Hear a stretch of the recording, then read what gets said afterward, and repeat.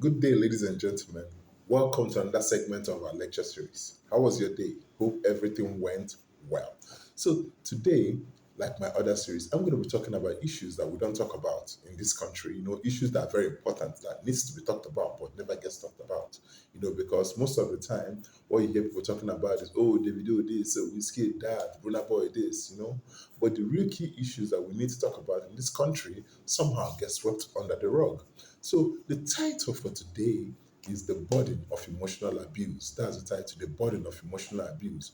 And you may be wondering, where did you come up with that? How did you come up with this topic? And why is it important? Why should I even listen? You know, I'm going to answer it one at a time. You see, the emotional abuse is a very important issue that needs to be talked about. Simply because a lot of it goes on in this country, a lot of it goes on out in the world, but people don't know the implications, they don't know the consequences, they don't know what this behavior does to children, especially how does it affect their future goals, how does it affect how they see themselves. So that's what I'm going to be talking on this lecture series. you know I grew up in a society in Nigeria, of course, the best country in the world.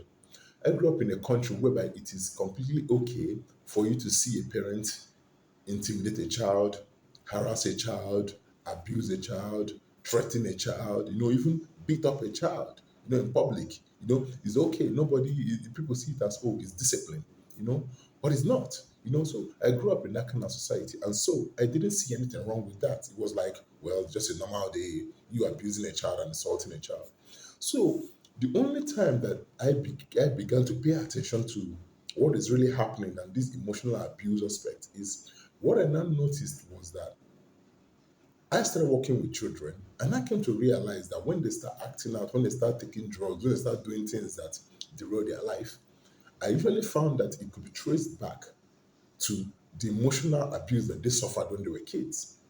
So it was then I began to kind of pay attention that, man, this is a real issue, and it's so commonplace in our country that nobody even thinks is even worth discussing. But lives are being hurt.